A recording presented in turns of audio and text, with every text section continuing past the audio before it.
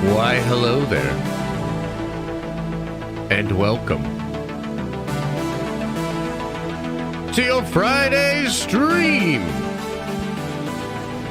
What's up, everybody, and welcome. Chat. Initiate the gambling. And also, let's drop some nerd coin. Yeah.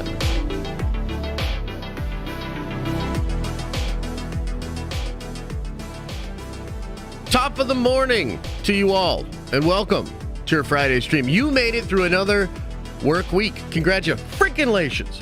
Hope the day's treating you well. Hope you're doing well. Look, honestly, guys, it's a little bit of a slower day, a little bit of a slower week as far as like big breaking news and stuff like that. So we're going to talk about a couple of things that are going on out there. But it's a relatively light news day, so we'll just talk about some stuff. Maybe we'll react to a few videos. Hopefully, I mean, we should have time for call-ins, so it should just kind of be a more casual stream. That's kind of what I was thinking for today. That's why I wore my casual shirt. Bananas. It's the banana shirt. That's how you know it's a casual Friday. So that's what we're gonna do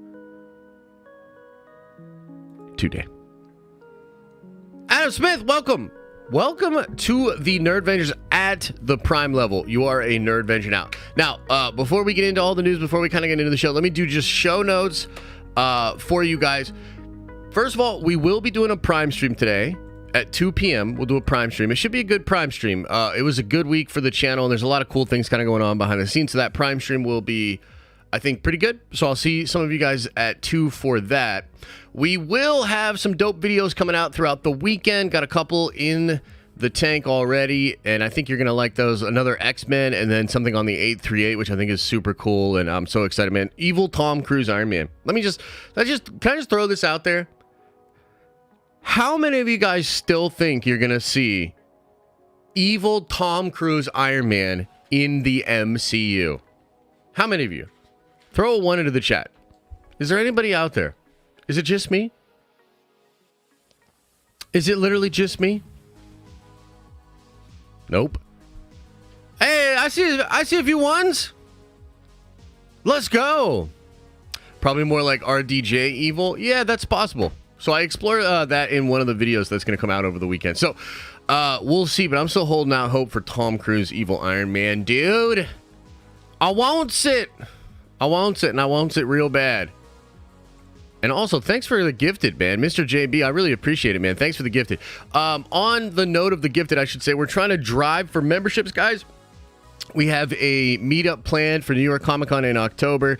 That's going to be a sick time. More details on that coming out soon, but that's going to be a really fun time. If you're already going to New York Comic Con, or if you're in the area and you're a part of the community, come on by, man. We're going to have a good ass time. Promise you that.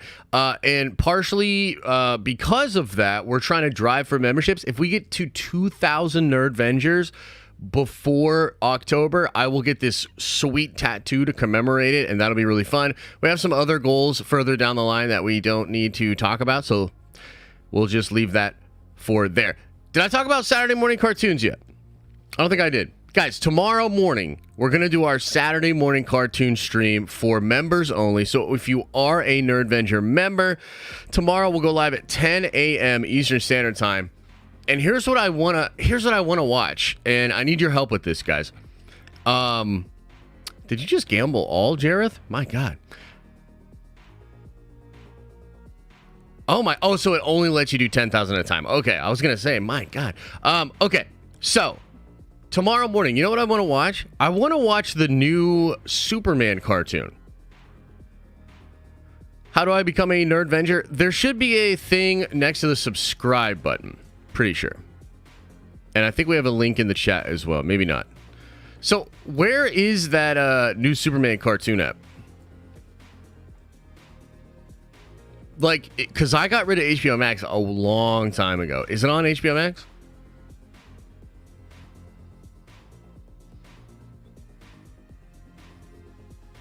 It looks kind of fun. It's on Max. I mean, look, I can get Max back for like a month, or I can Oh, yeah, it's called Max now. Yeah. I got rid of it before that. That's kind of wild. So can I get a free trial on Max then? Or are they going to be like, dude, you had HBO Max before. You don't get no free trial. Like, how does that work? Gets a girly power-up scene? What the fuck does that mean? Pirate it. Make a burner email. I could probably do it on a new email, yeah. And then I get a little trial on there. Oh, okay. Yeah, I mean, what do you guys think of that? I think that would be fun, man. Because there's, what, 2 episodes out? Right now? People don't like the animation when he gets his suit. All right, well, we'll have to check it out for ourselves. Soup's transformation like Sailor Moon.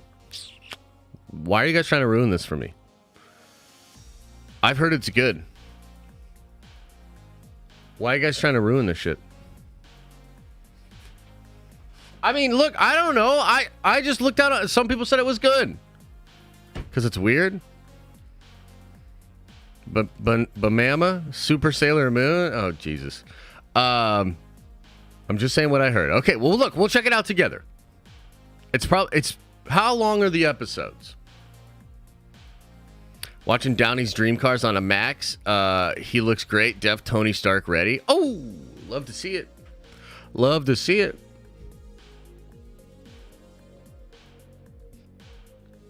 Oh, okay, that's interesting. It's just one? What? Less than a half hour? Okay.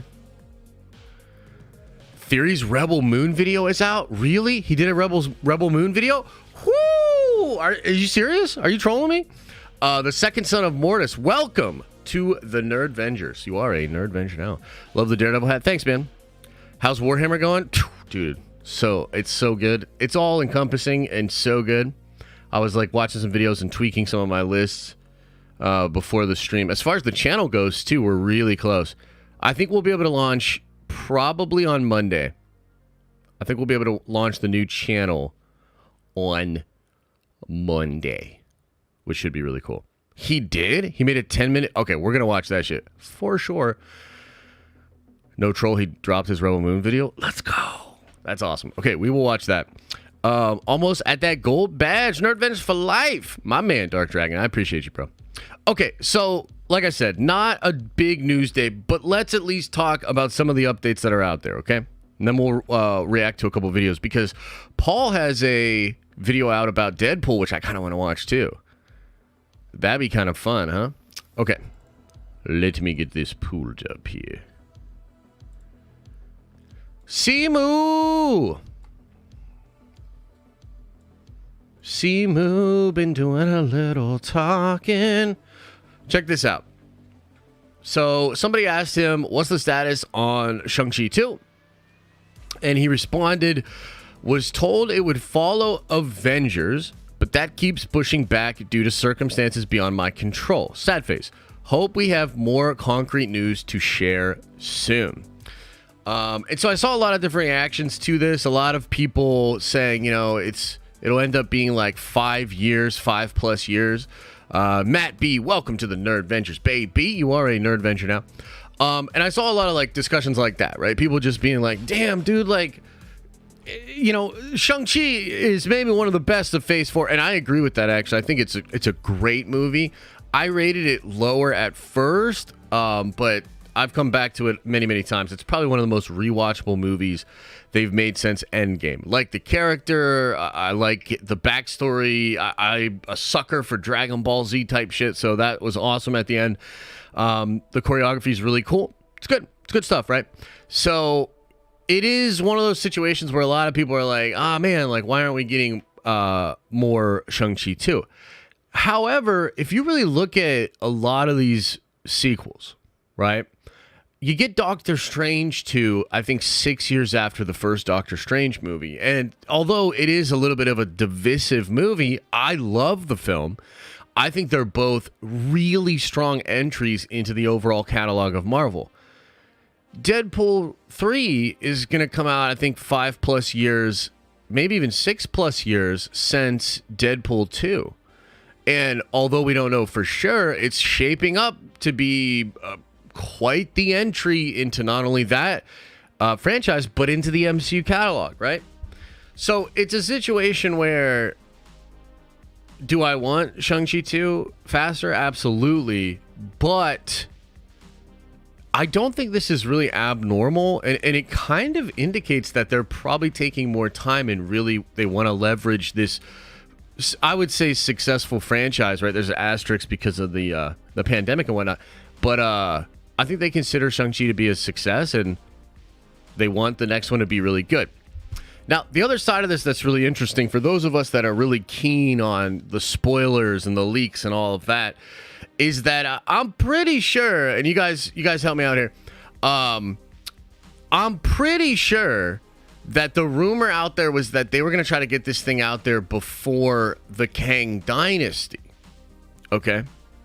So it's really interesting to hear Simu say that he was told it would follow Avengers, but that keeps getting pushed back. That's true. Avengers is getting pushed back. I think both of them have been pushed multiple times now. I think Secret War got pushed 3 different times. And so I actually don't think Simu is correct here. I actually still believe that they're going to do Shang-Chi 2 before they do Avengers: The Kang Dynasty. And in fact, I'm pretty sure the movie will be very similar in the way it sort of sets up Endgame, in the way that like the post-credit scene of Ant-Man and the Wasp set up Infinity War. That probably made 0 sense. Let me try that again. Let's rewind that one. Scratch that one. Shang-Chi 2 will set up the Kang Dynasty in the same way that Ant-Man and the Wasp set up Infinity War. Okay, we got it. That's the point that I was trying to make, right? At least that's my impression of it. I could be wrong. Simu could be wrong. Who knows for sure? But it's really wild to consider the fact that maybe it would happen afterwards. I think either way, everything I've heard about Shang-Chi 2 is that it's going to be like an Avengers light movie. It's going to have a lot of the Avengers, which is potentially set up in the post-credit scene of Shang-Chi, where he's there with the Avengers for all intents and purposes. He is recruited into the Avengers. So I think you might see that group go back in time. I've also heard that Shang-Chi 2 is going to be like a big time travel movie where they're going to go back in time to fight a Kang variant. Okay? And part of this too is like, it seems like the Kang Dynasty, right, is going to deal with the Council of Kangs fighting against the Avengers or fighting against the heroes of 616, right? That's kind of like the deal. So that can happen in a singular movie or that can happen throughout other movies. Even rumors that maybe if you do get a Moon Knight Season 2, he will go back in time and do something with Kang. Are you going to see Kang be the villain of a lot of different Marvel movies before the Kang Dynasty? I think that actually makes a lot of sense. I think that's probably the way it's going to go. So it's either that or a lot of that stuff will happen after Kang Dynasty. But that doesn't make sense to me because the way I think of this, right? The way I think of this is after Kang Dynasty, we're going to go into Battle World, or basically the Battle World universe. Like that's the Kang Dynasty, I believe, will end with the heroes losing and Kang destroying all of the multiverse other than the Battle World universe, right? And then we get into Secret Wars. If that's really a part 1, part 2, that's probably what it is. And I think even earlier rumors from Paul himself kind of indicate that that's something like that is probably what they're going to try to do, you know? So, interesting and confusing updates by Simu, but it's like a good opportunity to try to just explain like what I've heard and what I think is actually going on.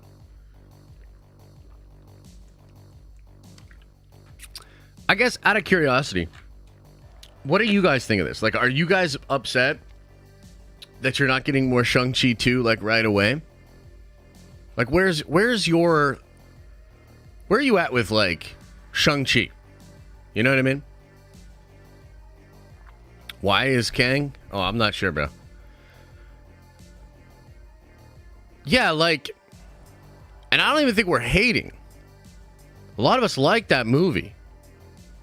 A little salty. Yeah. I just kind of feel like it's the least of our problems right now. And I'd rather have, like, my impression of what's going on at Marvel is they sort of have a lot of destinations that they want to arrive at, but they're still trying to figure out the minutia of how to get us there. Right? So I don't think we even have this completely concrete plan on how this is all going to play out in the next couple of years.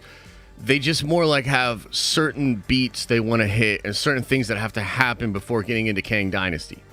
And a lot of this is thrown into chaos because of, the strikes, the potential Screen Actors Guild strike, the writer's strike, the situation with Jonathan Majors. Dude, like Dustin Daniel, or not Destin, but Jeff Loveness perhaps being taken off of that movie. There's a lot of stuff they're juggling and trying to figure out here. So, like, I don't think it's a big deal. I don't think Simu should be upset. I think it all makes sense. Again, they made Ryan Reynolds in Deadpool 3 a massively successful franchise. They made him wait 6 years, and it appears that it's going to be worth the wait. You know what I mean? Like, that's kind of the logic that I'm using there. Okay, couple of other things we got to get into here. This one's kind of fun. This one's kind of interesting. So Alex Perez was teasing out the Deadpool core. Okay, now, dude, Deadpool 3, like, and I want to watch Paul's video on this because, dude, it's rumor city. It's crazy. The leaks, the rumors, everything going on with Deadpool 3. It's a lot. Okay, and I think, you know, the way I want to approach this is like, dude, let's get hyped, let's get excited, but let's also kind of take it all with a grain of salt. We really don't know what's going to be in the film, and we should approach this a little bit better than we did with Multiverse of Madness. Again, I love Multiverse of Madness. A lot of you guys did not, okay? But for the sake of trying to draw a line between pieces of information, I will tell you that about a week ago, maybe 2 weeks ago, the Cosmic Circus said they posted or sort of reposted a very old article they did about a potential plot for Deadpool 3. And I think it was, I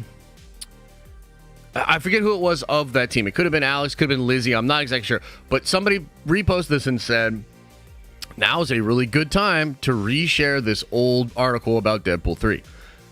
In that article, they say as a potential plot line for Deadpool 3, you could see the evil Council of Deadpools and the Deadpool Corps, okay?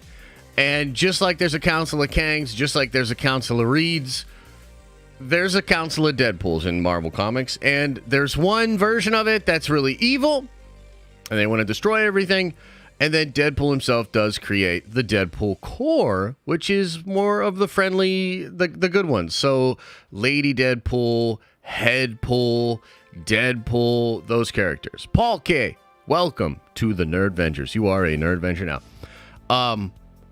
And guys, remember the weird helmet thing that we saw yesterday in the Deadpool set photos? We were looking at it and we were like, oh man, maybe this is Magneto. Gwenpool, yeah. Maybe this is Magneto, etc., etc. Yeah, so a lot of people think that's probably Lady Deadpool that was in the back seat. Yeah, so pretty cool, man. Lots of fun stuff that they can put in the movie. The movie sounds like it's going to be this big clusterfuck of like just comic book goodness and comic book craziness. And I think that's the movie to go nuts with it, because Deadpool, because of his ability to break the fourth wall, can literally help the audience along, learning and keeping everything in check as to what's going on. Like, it's like almost like a cheat code, having Deadpool be able to sort of tell us what's going on, you know? So, hell yeah, go nuts, man. Let's fucking go crazy with it. I think that's going to be really fun. Okay, maybe we'll see the photo here. Yeah, right here. It's this person. And we were like, oh, it kind of looks like Magneto. It also kind of looks like a Deadpool helmet. Yeah, probably going to be Lizzo Pool. My God. Probably going to be Lady Deadpool, which is cool. Okay, we gotta talk about this shit. I can't look at the tweet because this month. Oh, I thought he blocked me. Never mind. Okay, so check this out.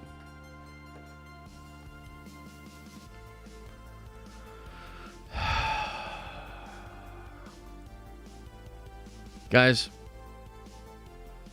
sometimes in life, bad things happen. This is all in reference to Ryan Gosling.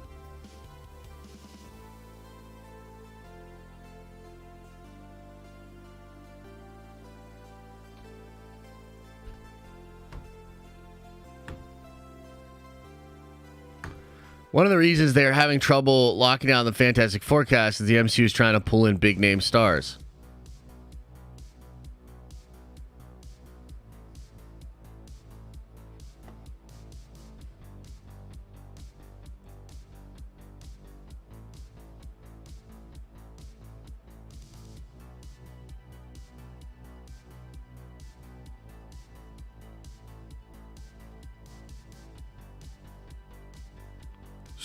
So he's not attached to Reed as far as we've heard. He's not attached to Johnny. Sue is Kirby. Never heard him attached to the Thing.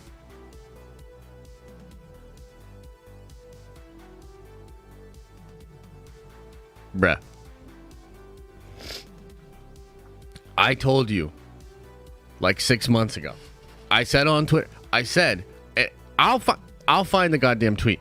I said, if you don't want Ryan Gosling as Doctor Doom, you better make a lot of noise about it right now. I put the ball in your court. And you fucked it up! You let me way down!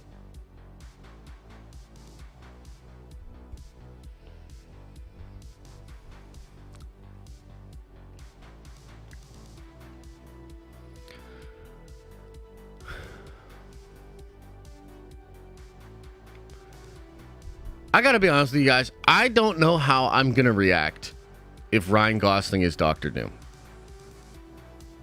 No, they already know who Galactus is gonna be. It's Antonio Banderas.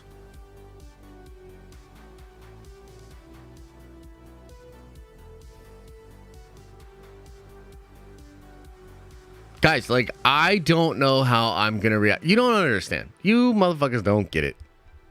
You don't get it.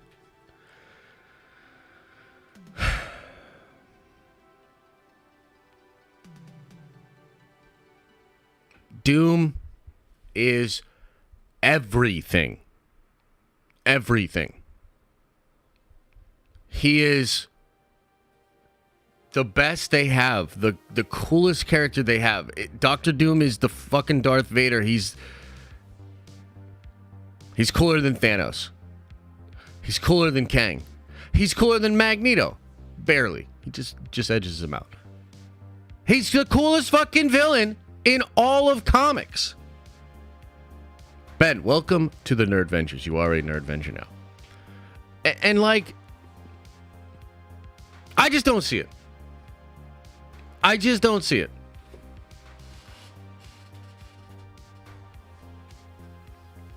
I could be wrong, of course.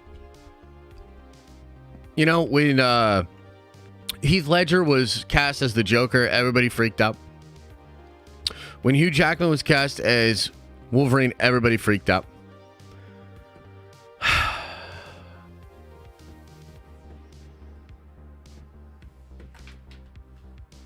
Right. We'll see. We'll see how it all shakes out. I'm just saying, that shit ain't cool, man. Well, golly. Golly!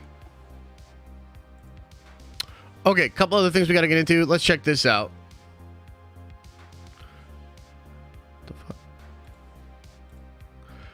Comic fans, rejoice! Wolverine will wear the classic yellow and blue suit in Deadpool 3, mask included. The design is very similar to his comic suit from the 2004 3 run of Astonishing X-Men. We've talked about that. We did a big video on Astonishing X-Men and Feige pulling from Astonishing X-Men for his X-Men plan. Talked about this shit years ago. By Whedon and Cassidy with long sleeves. It looks fantastic. Oh my God, I can't wait. I can't wait to see it.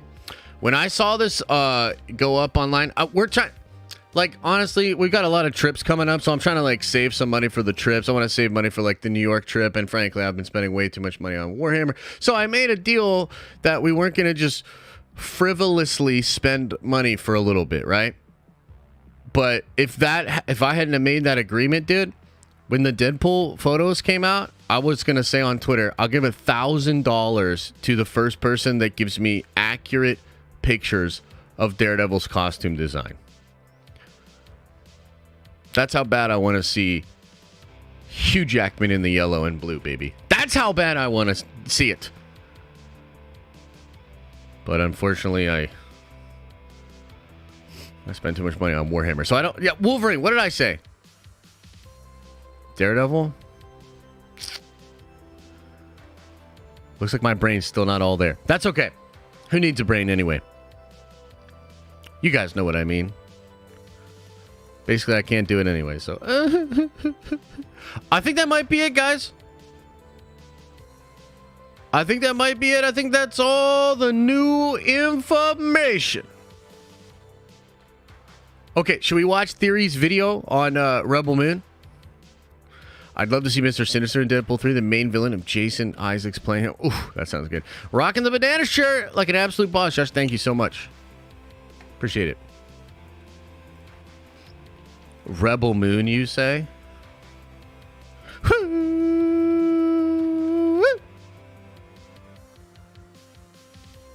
Aw, shit. Here we go. Hang on. Kill that. The fuck? Hang on, guys.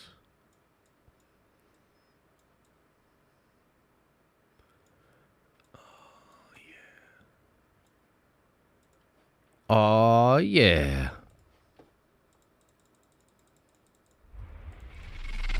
We would be honored if you would join us.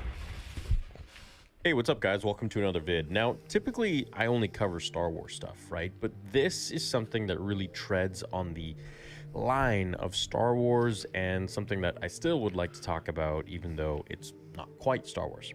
So, back in like 2013 or 2014 or something like that, and we're going to find out probably from this article, Zack Snyder, the guy who made arguably the best Superman movie ever, Man of Steel. Agree. And of course, Justice League. Hard agree. He also made 300 and a few others. Actually pitched an So idea good, dude. for a original Star Wars film or project or trilogy at Lucasfilm years ago. And this was when Disney owned it. Like, it wasn't George's anymore. It was Seven Samurai in space, and a Star Wars movie was my original concept for it. I knew that the origins for George were a lot of those Kurosawa films. I was a big Kurosawa fan, so it made sense as a concept. A really simple story, and a clean. Good versus evil. Dude. The sale of Lucasfilm... I just want to say, you know, and I'll try not to pause too much, but like... Everybody with Star Wars right now, I feel like a lot of the discussions in the fandom and maybe even discussions behind the scenes at Lucasfilm is like how to create Star Wars, or like what do we do, or like you see different like versions of it, right? Like Andor's a version of it. And to me, good Star Wars is not complicated. It is literally just good versus evil. It uses mythology and mythic, like larger than life characters to just tell that story of like internal conflict. I love this idea. A really simple story. That's what it is. Disney had just happened. This was around 2012. There was that window where, you know, who knows what's possible. I was like, I don't want any of your characters. I don't want to do anything with any known characters. I just want to do my own thing on the side. And originally I was like, it should be rated R. That was almost a non-starter. I knew it was a big ask, to be honest, but the deeper I got into it, I realized it was probably never going to be what I wanted. There was a vibe of We have our own ideas about what we want to do with the Star Wars universe. You have an idea about a Star Wars movie, go do that as a fan film. Now, That's crazy. I want to see what Theory says personally, to this. I like the idea that he doesn't want to use legacy characters that George Lucas had created. He's probably pretty skeptical of his own, of the backlash that comes with that. And he doesn't really want the responsibility of handling characters that George Lucas, gave the baton to Disney to do to, continue. I think there's I think so too. Yeah, and I wonder what you guys think about that, because a lot of people say like Ryan would have been great if he had just done his own thing. You know what I mean? Like the Last Jedi has good stuff in it. The problem is he's given legacy characters and you don't do legacy stuff with it. So yeah, it makes sense that he would want to do that. And by all accounts, if he had gotten this, probably people wouldn't have liked it. You know what I mean? Like if they forced him to do I feel like he would have had the same thing going on with like Man of Steel, in the sense of there's a lot of expectations when you're handling these legacy characters. And if you think about it, Man of Steel is kind of a deconstruction of Superman. The Last Jedi is kind of a deconstruction of Luke Skywalker. I think that there's an argument to be made that that same thing there, you would have received a lot of backlash. Like, let's say Snyder gets the pitch, but they make it with legacy characters. Like, I'm imagining a world in which Zack bends. You know what I mean? He's like, well, I want it rated R. I don't want to mess with the other characters. If he bends on that, I still think you get a lot of people that don't like it, that are upset with it. And to me, deconstruction can work fine. And honestly, for Batman, there's a lot of like Batman characters that deconstruct that I think are perfectly fine. Deconstruction can absolutely work, but I think there are certain characters, like maybe your Superman, like maybe your Luke Skywalkers, like your Indiana Jones, that audiences really are not interested in deconstructing them. They just want to continue the adventures they had in their youth. And so you can't like lean into nostalgia and deconstruct something. You know what I mean? a lot of pressure that comes with that, and it takes, a certain person, really only select few people who can really understand those characters, and of that, of course, Dave Filoni.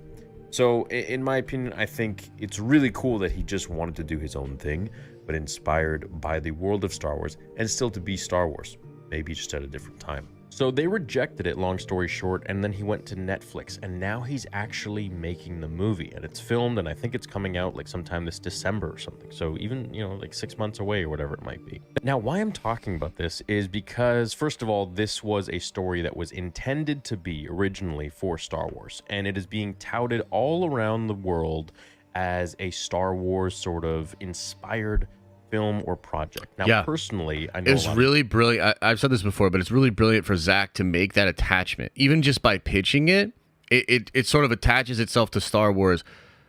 And that, I think, will serve the movie, serve the ability for it to reach people. Like Star Wars Visions. Now, it's not Star Wars per se, but it's that's a good point he just made about Wars. Visions. And this is going to be the closest thing that we're going to get to a live-action Visions that probably feels more like Star Wars than some of the Star Wars projects that we've been getting. Now, personally, I'm a fan of Man of Steel. I think it's one of the best movies out there. Definitely the best Superman movie, in my opinion. I mean, all respect to Christopher Reeve, but Man of Steel was really something else and something special. Man of Steel is goated. Time. I do believe Zack Snyder is a extremely talented director and writer, so I'm a fan of his work, and I think that this Star Wars-inspired project called Rebel Moon, which sounds Star Wars-y in and of itself, is something that is going to really blow the world away and make us understand that, hey, Disney doesn't really hold the only reins to Star Wars stuff. Yeah, maybe, the logo, but if they don't do well with it, and if they don't respect what George created, there are going to be other big hitters that come out there,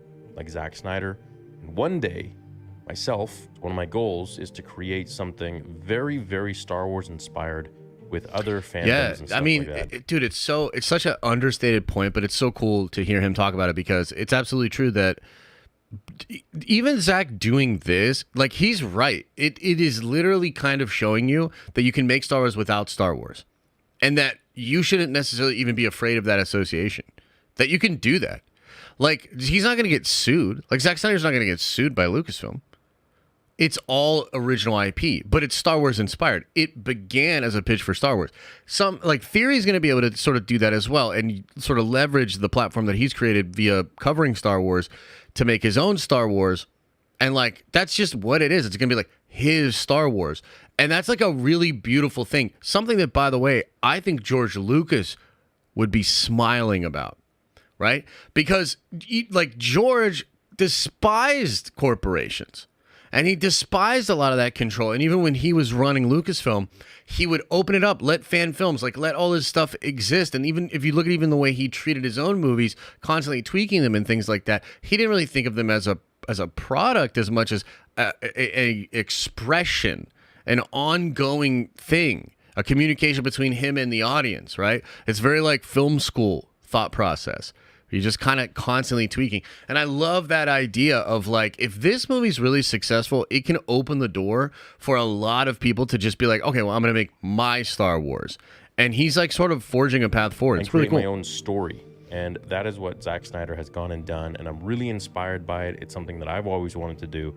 And I can't wait to actually see the film. And I'm thinking I'm going to cover that probably on this channel too, because to me, it just seems like something that will be very Star Wars-esque. Let's read the article and we can discuss some more. Zack Snyder has opened up about why he was unsuccessful in pitching a Star Wars movie. The filmmaker has plenty of experience with franchises from Watchmen and the worlds of DC, among other projects. Yet his adaptations of those properties maintain his unique storytelling style. In a new interview with Empire, Snyder reiterates that he didn't pitch a Star Wars movie while he was finishing work on 2013's Man of Steel. He did. But found himself at odds with Lucasfilm's direction for its franchise. His film was conceived as Seven Samurai in Space, in reference to Akira Kurosawa's 1954 classic film, which was also an inspiration for George Lucas when he was creating Star Wars. If you haven't seen the film, subtitles, black and white, beautiful film. Seven Samurai is great. Highly recommend it, and you'll it's really long where though. George got the idea of the Jedi and this and that, just for a different era. I knew that the origins of George were a lot of those Kurosawa films, Snyder noted. The timing of the collaboration between Snyder and Lucasfilm never worked out, as it came about during a period of uncertainty when Disney had purchased the company with its own vision of Star Wars. There was that window where, who knows what's possible. I was like, I don't want any of your characters. I don't want to do anything with any known characters. I just want to do my own thing on the side, he recalled. And originally, I was like, it should be rated R. That was almost a non-starter. Snyder acknowledged that his request for a R-rated Star Wars movie was a big ask from Lucasfilm, and it was ultimately a sign that the project probably never going to be what he'd hoped. Now, let me first say, we don't need an R-rated Star Wars film. Agreed. Do we want one? Would it be cool? Yeah, I definitely cool. want to see one. But that's not what necessarily makes a story. However, it does make it a little more badass and a little more gritty and dark and cool. And really push... Yeah, I think to me, that's just Zack. And like the real thing too is that this is a Zack thing that I'm not even the biggest fan of. Like, to be honest with you guys, it's a little bit like The Boys, where like I like The Boys, but like a lot of the like super grotesque, like over the top stuff that they try to do, that's not why I like it. I mean, maybe it's why some people like it, but that's not why I like it. That's Eric Kripke being a weirdo. Zack has a similar kind of thing where like, dude, he'll just be really weird with his violence in some of his movies. 300, it's in there. Watchmen, it's in there. He just likes body horror and like stuff like that, I don't, but I still love Zack work. I love it because of a lot of his, like the way he does visual effects and grandiose, huge scale moments. I think he's a master of that. I think he's a master of really slow burn character stories. There's a lot of stuff I really like about Zack, but he just loves to be super fucking violent, dude. So, his version of Star Wars was probably always going to be a little more super violent.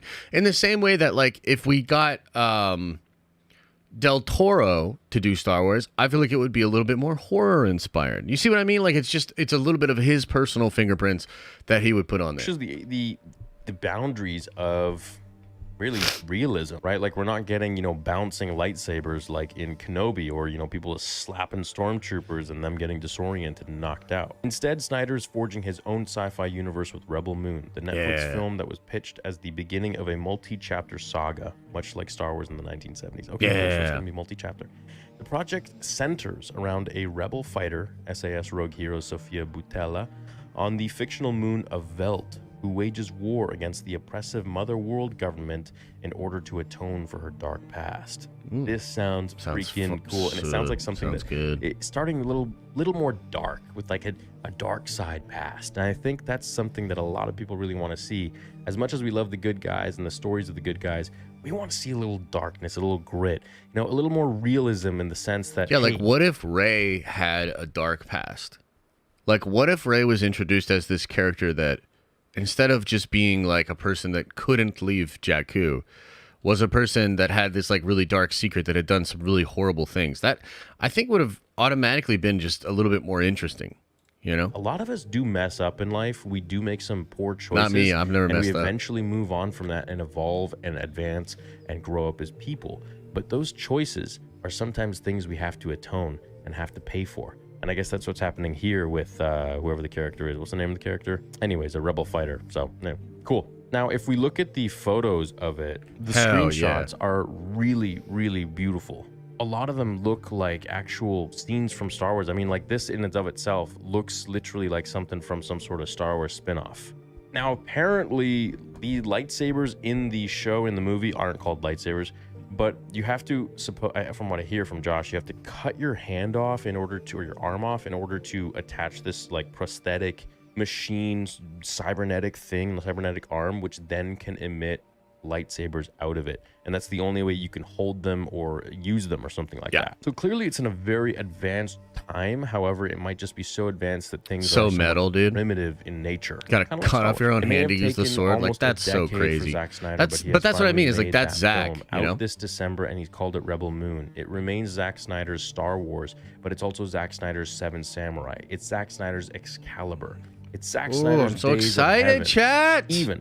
But most of all, it's Zack Snyder's Big Swing. Now, this so you could think be about a massive new franchise that has spin-offs of comic books, shows, other games, things like that, and books. And personally, I hope that it's going to be really successful for Zack Snyder. However, as for Star Wars, I think this is only a good thing. I think it shows Disney that, hey, look, if you guys aren't able to create what a lot of us want, there are other things, there are other places where we can eat. And competition is good. We may not be able to get. It's like the saying of like, when companies compete, consumers win, and I generally agree with that, And again, maybe that's true. I mean, maybe so. Like, here's the thing: maybe Dave is about to get full control, right? And maybe Rebel Moon comes out, and I mean, dude, it's not outside the realm of possibility that Rebel Moon is so good that it does something for Dave. It inspires Dave in some way. And he's like, okay, well, I'd always thought about this for the future of the saga. And Rebel Moon sort of showed that you can do something like that and people really respond to it. So here's my version of that now in Star Wars. And the fact that it started at Star Wars and it's Kurosawa, like that, like Dave loves Kurosawa as well. The Ahsoka show is going to be dripping with samurai adventure Kurosawa stuff. So like, bro, we're about to get so much Kurosawa fucking sci-fi, like Star Wars-esque stuff this year. That's just hype, bro. Star Wars that we want. I'm not saying everything Disney creates is for Star Wars. The Mandalorian and some of the other projects are really good, especially when Dave Filoni is in control of it, like Tales of the Jedi, which can't get more Star Wars than that. True. It tells us that, hey, we don't have to always just consume your stuff. You're not the only source for Star Wars anymore. We can venture out and find something that is maybe just as good with a little more of a refreshing twist, perhaps, and it just won't have the logo, but that's okay. The music might be very similar, the feel might be similar, and we have other places that we can go to enjoy this kind of entertainment and escape in storytelling and movies. And I think that's something that's really valuable for a lot of companies to see. Do you want me to cover Rebel Moon? Yes, I do. Channel, or is this something you'd like for me to cover maybe on another channel of mine? No, do it like here. Perhaps Fantasy Theory or Theories Arcade or one of my other channels or something like that. Personally, I'd hang on. This person says, did you see that episode 2 of Secret Invasion dropped 50% in viewership? Dude, what? No way. Somebody tag me with that on Twitter, please. I mean, bro, there ain't no way. I mean, bruh, there ain't no way. Ugh. Oh, that would be so bad for them. Oh, it's such an embarrassing headline if that's true. Oh, Like no, cover- Marvel, why? Oh, no. Well, they get what All they right, so the deserve a little first bit, I guess. Fuck. Ain't no way. Did somebody tag me with that? Come on, man. There ain't no way, right? Nobody's tagged me yet. I'm going to just say it's fake news, and we're just going to keep it moving.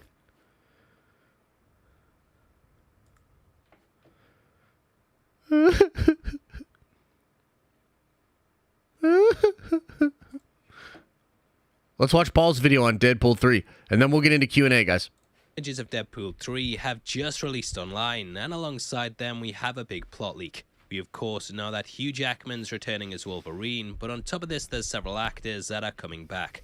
Throughout this video I want to go through the new images and also talk about what's leaked about the story.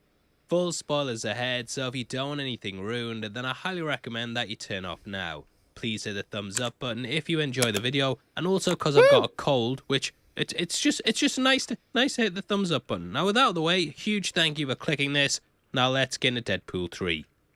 Now, from what I've been told, we're actually going to get a bit of a teaser for the next film a lot sooner than you think. Woo! Loki Season 2 is right around the corner, and apparently this will have a tease towards the film coming next year. It makes sense too, as Deadpool 3 is on the 2024 slate, and we know that it's going to deal with the TVA. True. Wow. Owen Wilson will reprise his role as Mobius, and the TVA are going to play a big role in the film. Now, how it's going to work is that this is going to tie in with the time travel that we saw Deadpool doing in his second movie. Yup. The film closed out with him traveling back in time, and this was in order to right the wrongs of the past. He visited baby Hitler, stopped Ryan Reynolds from making Green Lantern, and also dropped in to fix Deadpool and X-Men Origins. Talking to Wolverine, they actually had a moment that set up the basis of this film, and Deadpool basically said, if I come back and I want to do a third movie, you're going to sign on for it, you fucking chump. See you, chump. Now that takes us into Deadpool 3, which according to the leaks will have the TVA arresting him for messing with time travel. Yup. As we know, they're very strict on timelines, and even though stuff's running wild at the moment, they're still keeping things in check. Overseen by Kang, I'm That had to guessing be he may CGI make a with his cameo in face. some form or another, as it has been said this entire phase is built around him. Obviously though, there is stuff going on with Jonathan Majors right now, so guess we're gonna see. Anyway, according to the leaks, he's gonna be arrested by the TVA, and though Cable and Domino don't appear, By the way, guys, small rumor, not really confirmed by a lot of people, but it's possible they've already recast Kang and that you'll meet the new actor for Kang at the end of Loki Season 2. And if that is true, you didn't hear it from me. they do get mentioned. This is by Emma Corrin, who, in the film, will apparently be playing a judge. Similar to Ramona Renslayer, she'll relate Deadpool's crimes and state that they returned Cable to his original time. They've also confiscated the time-traveling technology and want to enlist him for a job that's the only way to get out of trouble. According to the leaks, it's going to be a similar sort of thing to Loki, where he acts as an agent to sort things out. Yeah. From what's been posted by insiders, they're going to make a joke about how messy the X-Men timeline is, and Deadpool's going to have to come in and clean everything up. Yeah. It's a nice little meta joke, I think, because yeah, that universe is in a bit of a state, and it does make sense to do this with the TVA. Now, Deadpool's apparently teamed up with an agent called Paradox, who Deadpool just calls Bob because his name's stupid. Working for the TVA, he heads out into the multiverse, which is where we get a tie into the 616. Now, you might have seen this week that Benedict Cumberbatch said he was filming for a Marvel movie this year, and my guess is that it's gonna be Deadpool. Same. He's obviously been looking into the multiverse, and we know from Same. those within it that Strange is the one causing issues throughout it. Addicted to dreamwalking, Strange has caused several incursions, which have led to the death of trillions. I actually have a don't ever have twins because it just give you diseases all the time. What the fuck? So in case you haven't read Secret Wars, what Wait a minute. happens is Who the that fuck hasn't read Secret Wars? Are there really people out there that haven't read Jonathan Hickman's Secret Wars?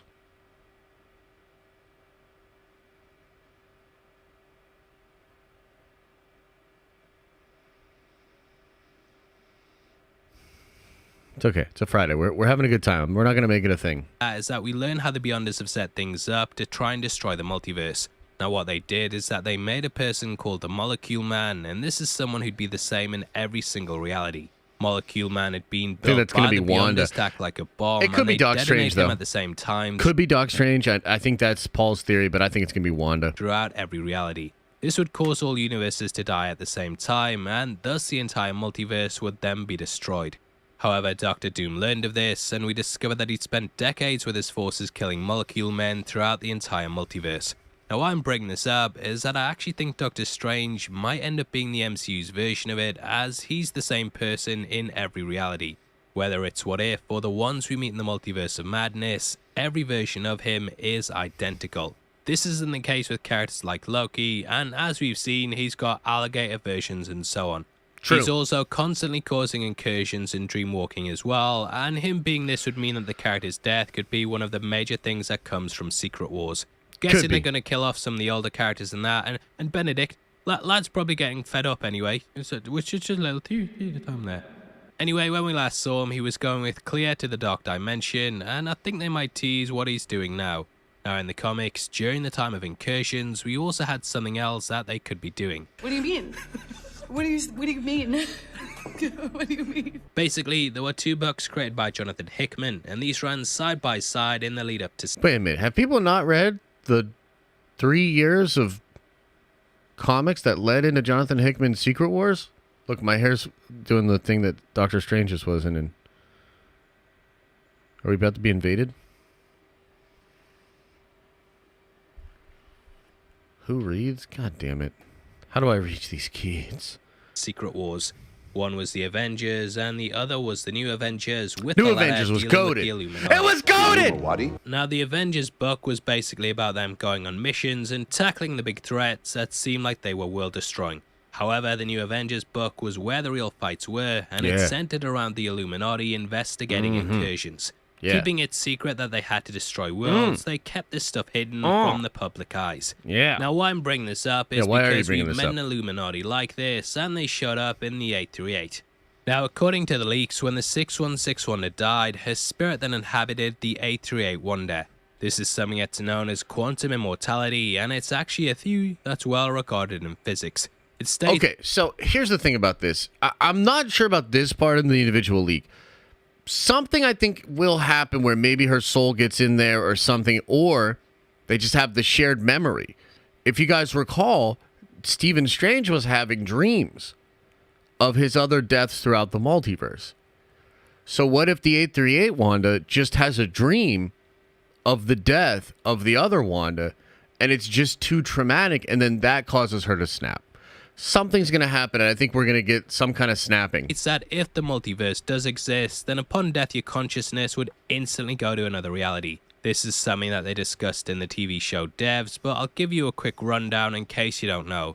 So say you had a revolver, and you decided that rather than hitting the thumbs up button, you were just going to go and play Russian roulette. Well, you'd put 1 bullet in the gun, and that would give you 6 outcomes, and there's 6 branching realities from that moment. Now, in 5 of those realities, you'd pull the trigger and live. However, in 1, you would die. Gutter. According to the theory, though, upon the moment of your death, your consciousness would immediately instead travel to one of the realities where you didn't die. You wouldn't be aware of this and wouldn't be able to go back to the reality in which you just died because you just died. Lots of physicsy stuff, but from what I gather, this is what happened with Wanda after her death in Multiverse of Madness. However, due to her immense powers, there were issues, and upon arriving on the 838, she ripped the world apart. Thus, the 838's now been changed into a brand new House of M world, where Magneto rules over all. Yeah, so again, I'm not 100% sure it's going to be House of M. It's possible that the leak is mentioning House of M because it's like, this is House of M like.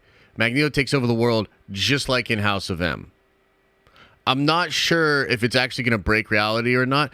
It could. It absolutely could. And that would be sick. Is apparently returning as the character, and he'll be the ruler of this world. Here, mutants will outnumber the humans, and if you've read the spin-off stories, then you'll know what life's like in the House of M world. We're not imprisoned or anything, but humans are constantly reminded that they're human, they never get to subscribe to things, and they're basically dying out. Now, according to the leaks, the majority of the X-Men here will be played by the original Fox Universe cast, and their costume will also be based heavily on the 90s designs. The film is apparently going to be used as a swan song for the X-Men universe, with us saying farewell to it before elements are brought into the MCU. Now, according to the rumors, Magneto's forces will be trying to protect their world from a group known as the Human Brotherhood. This will be made up of characters like Nick Fury, Jimmy Woo, Dopinder, and Pete from Deadpool 2. Yeah. There's also sympathetic mutants like Colossus, Yeah. Yukio, Yeah. Megasonic Teenage Warhead, and lastly Wolverine. Hell yeah. Can we get some toast? Actually posted a tweet last night with Wolverine's classic costume in it, and this is apparently what Hugh will be donning for the film. However, it will have sleeves. Now, Logan will apparently steal Bob's TVA device, and then he'll go back in time to try and change history. I'm If excited. you've ever read Age of Ultron, then Hell you'll know yeah. something similar happens in that, and Yep. in the book, he's the one who changes time. Yep. Anyway, on his journey, he's meant to come across several different universes from the past, and this will reportedly also lead into some big cameos. Now, according to the leaks, Channing Tatum Yep. will return as Gambit, Let's and in case you don't know, go! he was in talks to be the hero for years, but this never materialized. Move the I'll cursor. not spoil the Okay. Flash yet, in case you haven't Fine, seen I it. mean, 'cause I not feel many like people that's have. kinda weird, But that but yeah, movie I'll do did it. something similar. I'll Now, do it for honestly, you I'm going to guys. be honest with you now. I kind of feel like the multiverse movies are all doing the same thing. God damn it, Paul. Enough with the multiverse movie slander. And it's getting to the point where it's sort of a bit cookie cutter. Damn We'll it! be there day one, but I don't know if the multiverse format is a bit played out already. Hopefully by the time we get to Secret Wars, people are still invested, because yeah, I don't know, everything's a bit too similar. Anyway, I'll start with No. my opinion on a film I haven't seen. Yeah, Leaks that might yeah. not even be real. But according to them, they eventually lead fuck? up to the events of an alternate X-Men Last Stand. Here we learn Wanda's alteration to the reality made it so that Magneto won the day, and it was from this point that he took over. Attempting to stop that, Deadpool has a last stand at the Golden Gate Bridge. Here he's meant to bring in several versions of Wolverine, including the one from Logan and even X-23. There's also going to be different Deadpools, with one apparently being Ryan Reynolds in a Wrexham shirt. Come on, you c***s. Now, the ending is kind of foggy, but it apparently closes out by descending into chaos, with Wanda being depowered by the mutant cure. She's banished by the TVA, and some of the mutants are tossed into the MCU timeline, which is where they're going to become, quote-unquote, someone else's problem. Yeah. Now, on top of this, we also have a first look at Deadpool's costume, which was dropped online yesterday. Really like the red, and I was saying to my editors, it looks a bit like the MCU version of Deadpool. It's pretty much exactly how he looked in the Yup. comics, especially during Civil War, Yup. and it definitely feels more fitting with the vibe Marvel Studios go for. In addition to this, we also have some other rumored cameos for the film, with both Chris Evans and Ben Affleck apparently being on set. Yeah, so he's probably going to be Johnny Storm. He's going to be Daredevil. Lit. This has made people theorize they're reprising their roles from the Fox movies, and in case you don't know, the studio made both the Yeah. Fantastic Four and also Daredevil. Thus, people assume they're filling in the roles of Matt Murdock, and Yo, we're going to have to rewatch that Daredevil movie before this film comes out. That's going to be sick. I actually like those movies. And that Elektra movie wasn't bad either. also the Human Torch. However, whether that happens, we're just going to have to see. This movie sounds whack. Yeah, It's also been said that your Robert face is Downey whack. Jr. has been spotted on set as well, sorry, that but was people mean, don't but- know if he was acting or if he was just visiting. Shut your mouth. So yeah, lots of things to talk about there though, and though we don't know whether these leaks are 100%, I have run them by insiders who said they line up with what they've heard.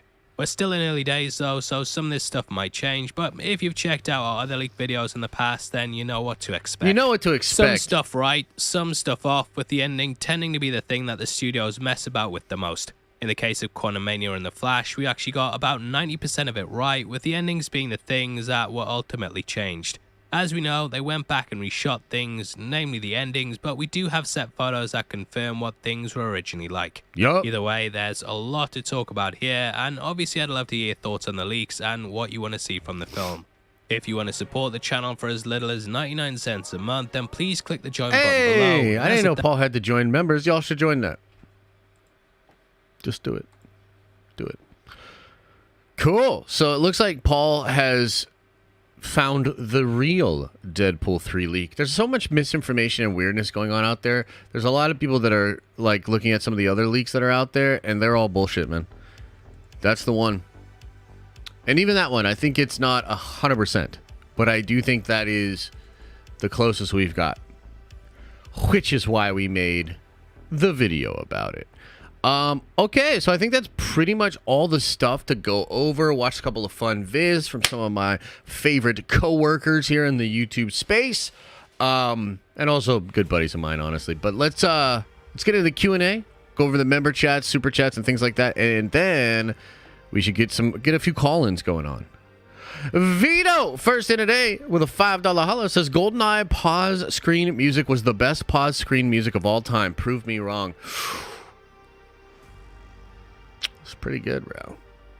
Not gonna lie, it was pretty good. That'd be a really interesting tier list.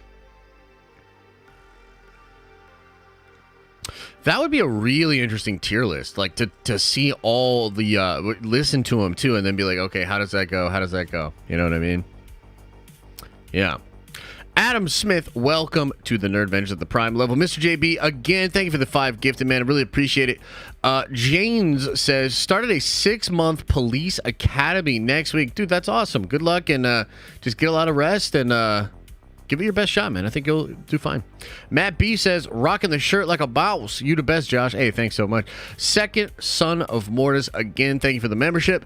Dark Dragon says, almost at that gold badge. No Avengers for life. Hey, I appreciate you, man. Thank you so much. The Exodus says, in the leak, how does dumping Logan, Wade, Wanda, and Paradox into the 616 make them someone else's problem when the TVA oversees all timelines? Well, I think they're probably going to reference the Council of Kangs. That's what I think. But who knows for sure? But I think that they'll probably say, like, in some of these universes that are overseen by the Council of Kangs. I don't know. Maybe it has something to do with Quantum Mania ending, something like that. I don't know. Matt B, again, thank you for joining the members. Mariana says, Josh, did you watch Theory's Arcade last night? The hate Theory got yesterday was pathetic, and got dragged in again. Unbelievable. Wait, what? Some Star Wars IG pages spread the hate too. Pages that I once respected, who I thought were fair and balanced. Honestly, very sad. I feel like I'm missing a little bit of that context. I did see that Theory was getting some hate yesterday on Twitter, and I saw him addressing it. Are you saying I got dragged into it as well? Is that what you're saying?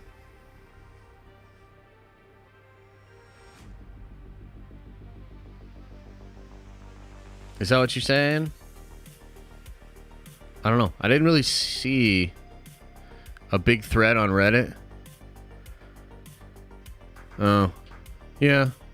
Look, I think here's the thing about Reddit is like the chronic Redditors are some of the saddest people on the planet. Like, they're just very sad, depressed,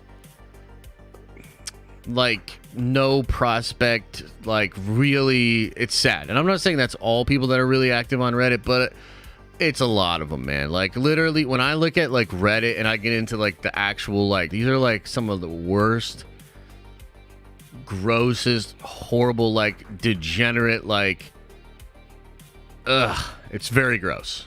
So I'm not really surprised. A lot of those people just hate any YouTuber because, like, they game a system for like meaningless karma, and we game a system to make money.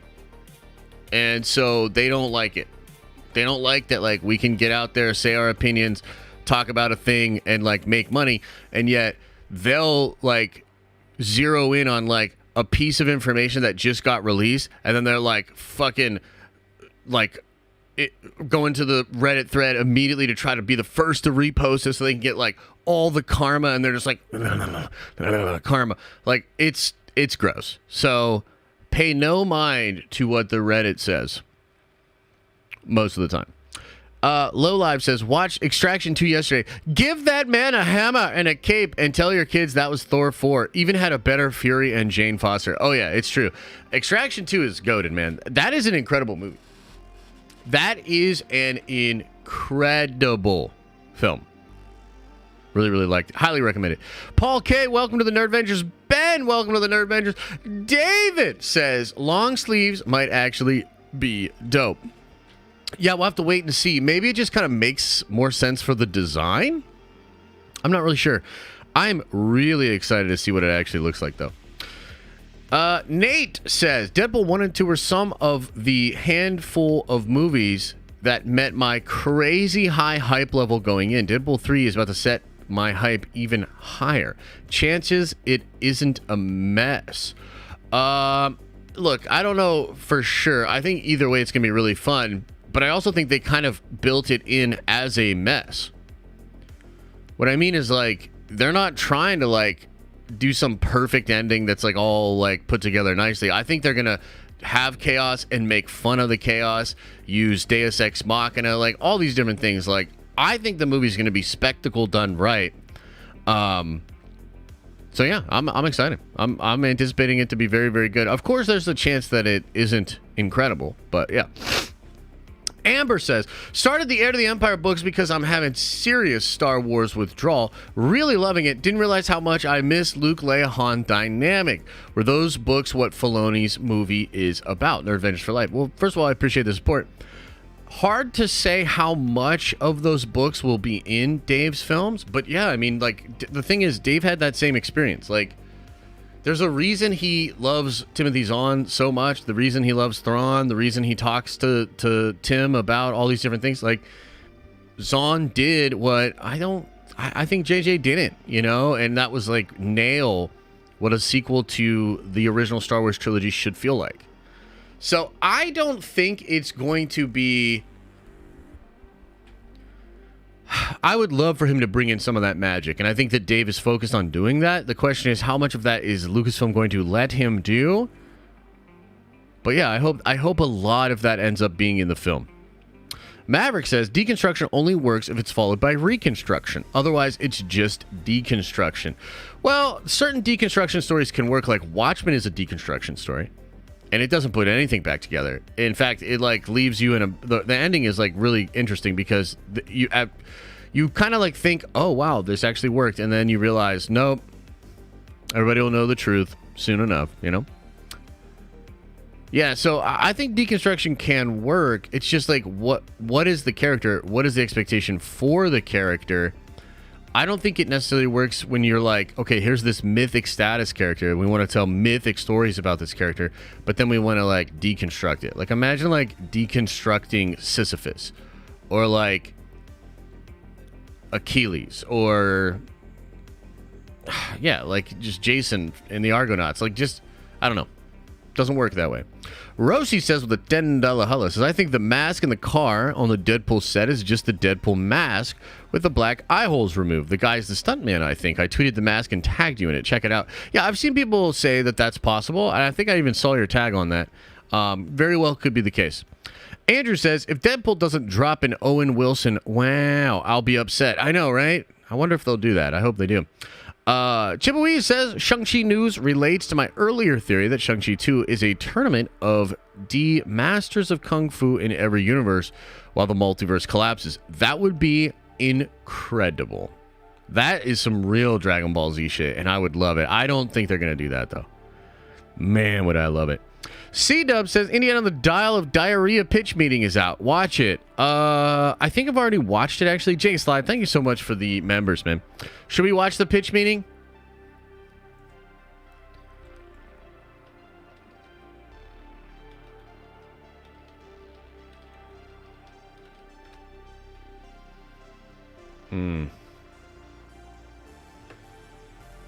Should we watch it, guys?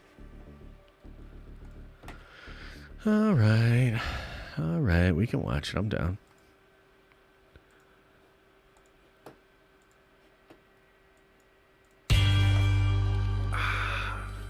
So, you have a movie for me? Yes, sir, I do. I was thinking we'd do a movie where an octogenarian goes on an action-packed adventure.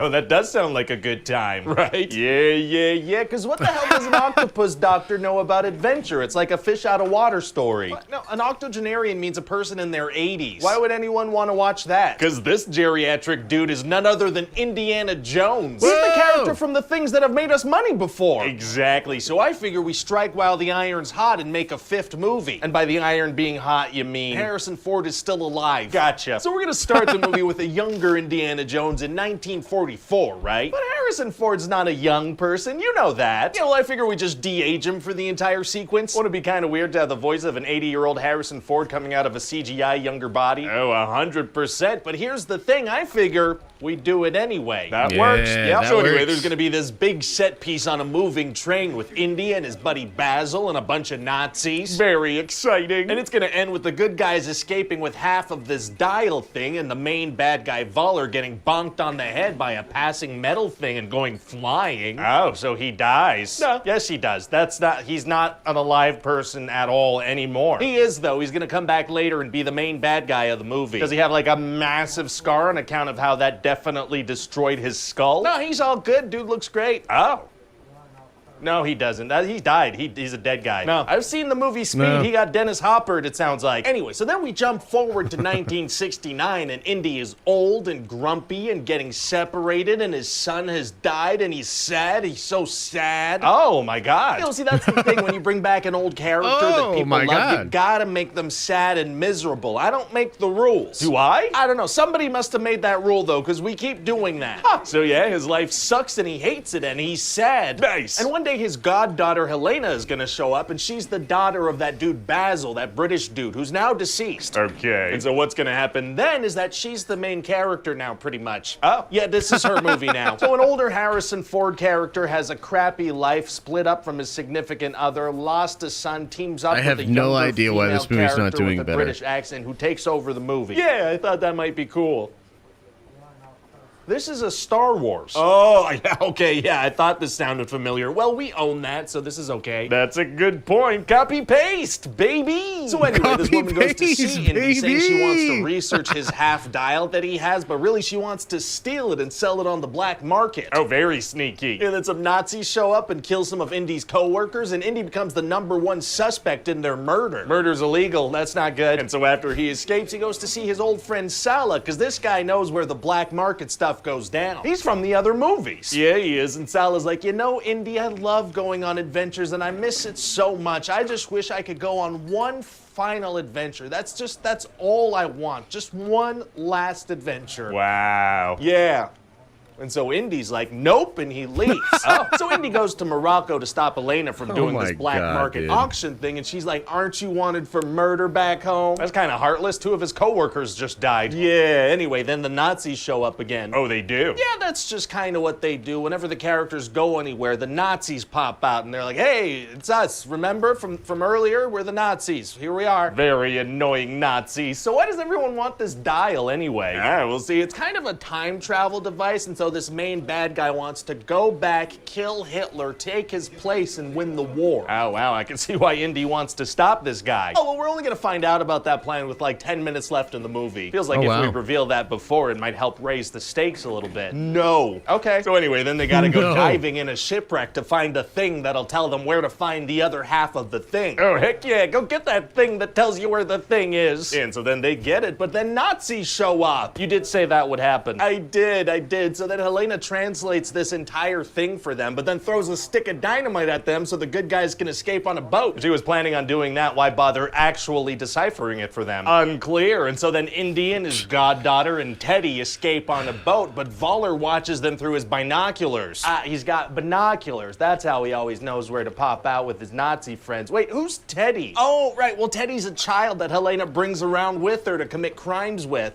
Being a child criminal is tight. Yeah, he's gonna be kind of a comic relief. Fun. He's gonna handcuff a man to a metal grate underwater and leave him there to drown. Oh my God. Anyway, so eventually the bad guys get all the pieces of the thing and they shoot Indy, bring him on a plane and fly away. Why bring him? Why not just kill him? Oh, because he's one of the main characters and the movie's not done. Got it. So they fly this plane through time, but instead of landing in 1939 like they wanted to, they end up in 212 BC at the siege of Syracuse. Whoops. Whoopsie. So now the Romans and the Nazis are Whoopsies. fighting because the Romans think that the plane is a dragon. Oh, what is going on? But luckily, Teddy the psychopath also flew a plane through the time portal thing. The kid can fly a plane? Yeah, because see, we've established that he has an interest in them. That works. So then the bad guys crash their plane and die, and Indy and the gang run into Archimedes, who's the guy who actually made this dial thing. Oh. Yeah, and so since Indy's hurt, he's like, I think I'm gonna stay in history. This is pretty perfect for me. And Helena's like, no, you can't stay. Oh, it's gonna be tough for her to bring him home if he's that convinced. Actually, it's gonna be super easy. Barely an inconvenience. Oh, really? Yeah, see, she punches him and then he wakes up in his bed in the 60s in New York. Wait, so she punched him, carried his unconscious body onto a plane, back through time, probably onto another plane to New York, to his apartment, into bed. It was a pretty good punch, and she tracked down Marion, who has now forgiven Indy and wants to be with him again. Why? Because the movie's done now. Oh, okay. And so that's about it. What do you think? Sounds Wait, like isn't horse Indy still wanted for murder? Hey, shut up. And so that's about it. What do you think? Listen, I mean, you can't go wrong with an Indiana Jones movie. Well, I mean, people didn't really like that last one, but you can't go wrong with an Indiana Jones movie more than once. Oh no! Hi, everybody. Massive flop. It bombed. You know what that means?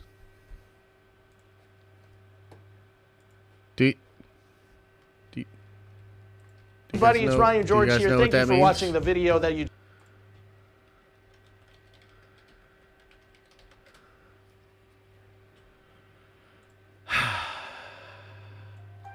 Looks like it's just you and me.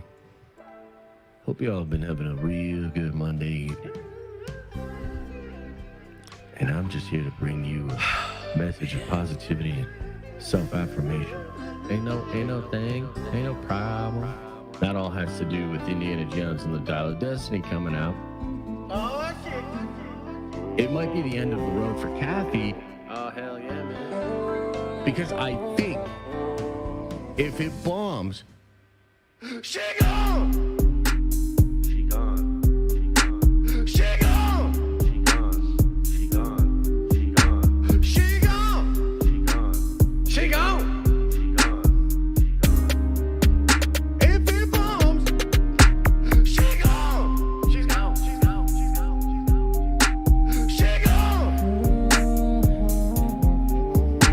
She gone. She gone. She gone.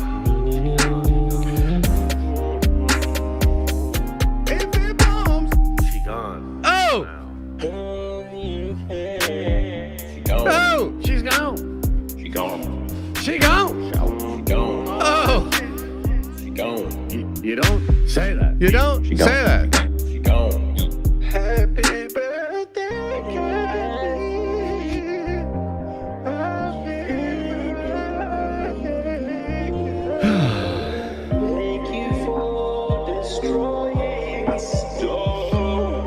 If it bombs, she gone.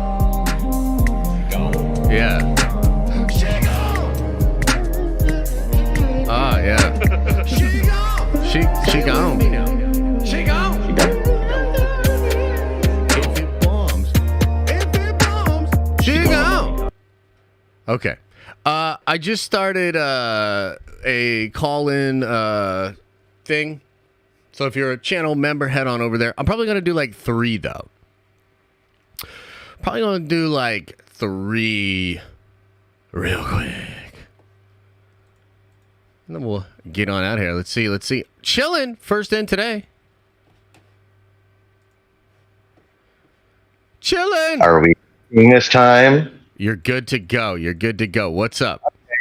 See, I know what happened last time. I hit the wrong damn accept. 2 of them pop up at the top and I hit the bottom one. I need to hit the top one. Oh, okay. No worries. What's up, man? Oh, not a lot. Just finally glad that we're actually within reach of what should be some pretty good content. Ahsoka's only a month away. Those Deadpool leaks are hype as food. Yes, it's true. And, we're close. We're close to some good stuff. And I'm just ready and waiting for this to happen. And it's nice to have at least a little light in the tunnel. Yes, that's true. I think, even through some of the darkness, there's some really good stuff going on. I'm really curious what's really happening with Lucasfilm behind the scenes. I did hear some rumblings yesterday. Nothing that I can confirm or whatever, but, Yeah, it's possible she might actually be gone, and I think that would be good for everybody. I've even seen a lot of posts, man. I saw this one post where the guy was like, man, it's just so tough because I don't want to, feed the trolls or, there's been all this really bad, blah, blah, blah. But at this point, we really do need to consider taking action. She's just screwed up so much. And I think a lot of people are there. And that's a nice place for us to all be at. Oh, yes, for sure. Like, there's a distinct possibility on the first live I have after she gone, there may be some twerking to that song. It may happen. Yeah, I might be that excited and or that blinkered up. Yeah. So I'm pretty excited to see how that all goes you down. Never That's know. Gonna be wild.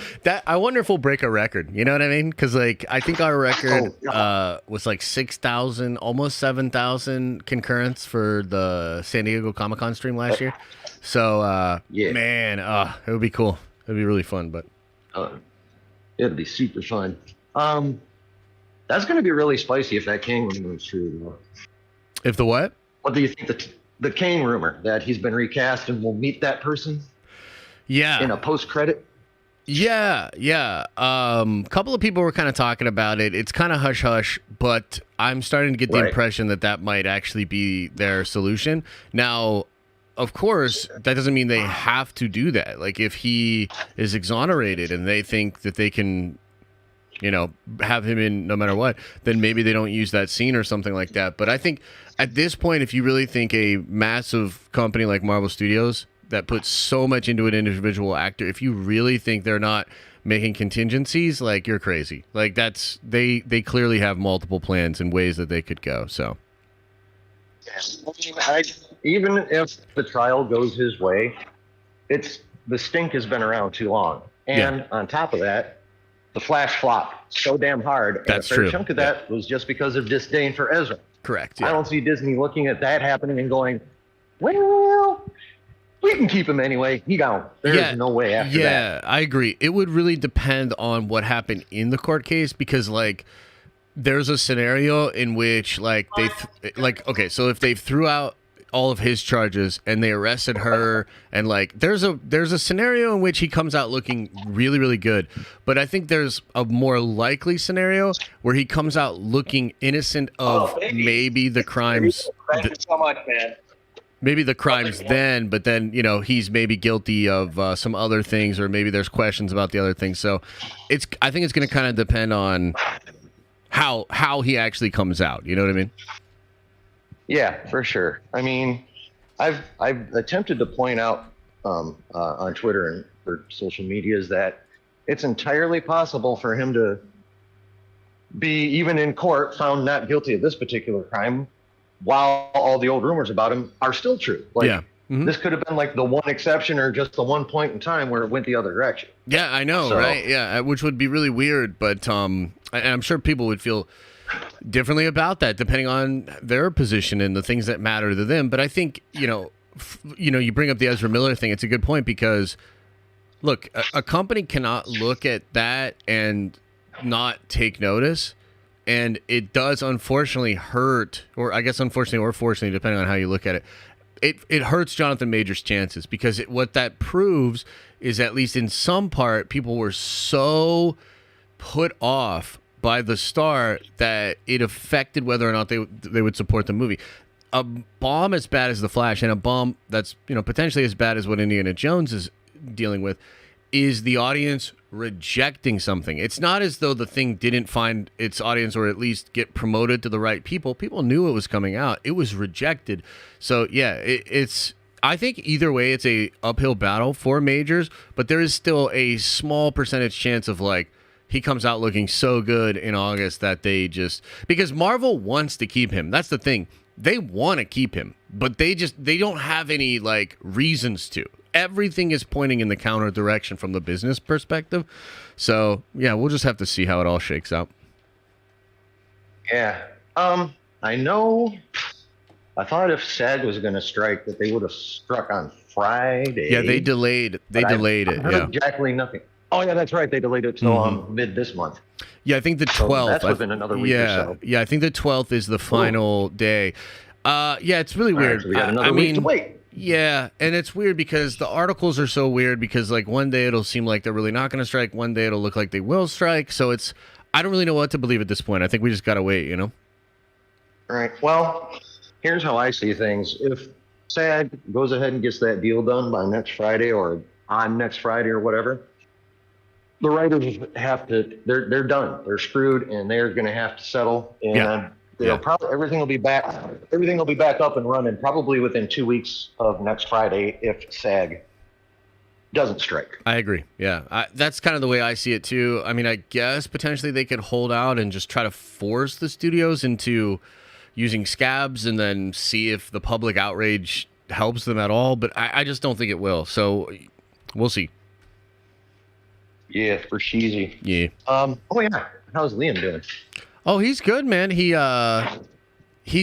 like walking a lot. He's more confident in his walking than he actually is able to walk. So he's getting a few bumps and bruises here, but pretty normal stuff. Yeah, he's good, man. Fam's good. You know, we took a trip down to Pittsburgh on July 4th, and he got to hang out with my buddy's kids, which was great, and they all get along really well. So, yeah, he's awesome, dude.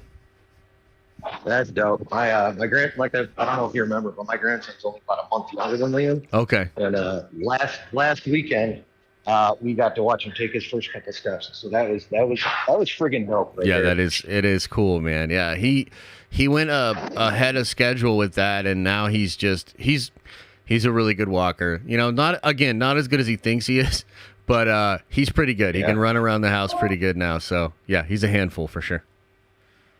That's awesome, dude. Yeah, that's pretty much all I got. Nothing.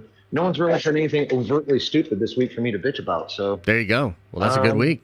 I wish lately it is like a week of next to nothing. It was a good week now. Yeah, which in and of itself is pretty fucked up. But yeah, the tide I believe is slowly, annoyingly slowly turning. Yeah, I agree. So, I agree. But at least it's turning. You know what I mean? Exactly. All right. Have a good weekend. You too, brother. Avengers, y'all have a good weekend, and be back at it Monday. Hell yeah, brother. Hell yeah. See you later, man. Peace. All right, let's get Jack Star Slayer. I think we had him on last week. Jack, what's up, man? Hey. Hello. Hey, how's it going? It's going good. It's going good. I love the MCU, but at some point this ride's got to end, you know. Yes. Yeah. So, you know, how do you see that happening, and how far away do you think that is? So I think, you know, there's some rumors and some people think it could even end after Secret Wars. And I think what we're really talking about is a reboot, because I don't think Marvel Studios is going to stop making movies because they're like an incredibly successful studio. But at some point, the canon is going to get so big and things are going to get so weighed down by everything they're attempting to do, right? That you're probably looking at a reboot. And at that point, maybe Feige would leave, right? So maybe like Kevin Feige retires, the entire Marvel Cinematic Universe goes away for a couple of years, and then it's like the new Marvel Universe under maybe Nate Moore or something. And I gotta say, I probably don't see that happening until into the 2030s. So I think we got probably at least 7 more years of Marvel proper, if not longer, because Feige wants to do this thing with Secret Wars, and then I think he really wants to do a lot of X-Men stuff and Doctor Doom stuff. I personally think he will do something really crazy with Thanos, or like a King Thanos variant to like close out the whole chapter. And then I think you'll probably get a reboot. There was a rumor too that he was going to start the Ultimates universe at some point in the next couple of years. He might actually start the new universe early and then just let the major MCU kind of fade away and then kind of focus on the new universe. But that's like a really unsubstantiated rumor. I'd probably say about 10 years away. About 10 years, maybe. Yeah, I don't know. I mean, I love the MCU, but you know, I don't know how long it can last without getting stale, you know? Yeah. Yeah, no, I get it. I think it's a challenging thing, but the truth is, right now it's stale, but I don't think it's stale because it's been going on for so long. I think it's stale because there was like this 2-year gap, and the mentality that they went into production with did not last the 2 years that it took to produce those things, meaning the audience's expectations and desires were very different, and yet the product was built with the old expectations in mind. So like they've been stale for a couple of years, and that's not even all of their projects. A lot of this stuff is cool and fresh, but a lot of MCU stuff has gotten stale. But this happened in phase 2 as well, you know, like, and all they have to do is just take a different approach, bring in new talent and refresh it. And Feige's dealt with it before. So I still believe, and I'm still like really holding on to this belief that like we're going to be fine and he's going to shake it up. And then I think like once you get the MCU X-Men, once you get Doctor Doom, like there's still plenty of stuff, plenty of fun to be had. But after 10 years, yeah, it's gonna be very different, and so I could see it maybe closing out at that point. Yeah, I hope that, you know, when it does end, it has a graceful ending and not where they, you know, sort of milk it, you know. Yeah, no, I agree. Have a nosedive there at the end. Yeah, I agree. I don't think we're close to that, but hey, we'll have to see how these next couple of years of content go, because like if it doesn't resonate, right, if they can't like get audiences re-engaged, maybe they do end it after Secret Wars and just reboot. But I guess we'll just we'll have to wait and see.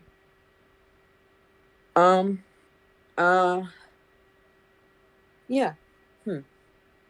My only other question is going over to the DC side, who's your favorite Robin? Oh, I mean, honestly, I like Dick Grayson a lot, but my favorite Robin is Damian. And I just like Damian. Like the whole idea of actually the son of Batman, his rivalry with Dick, I think is really hilarious and fun.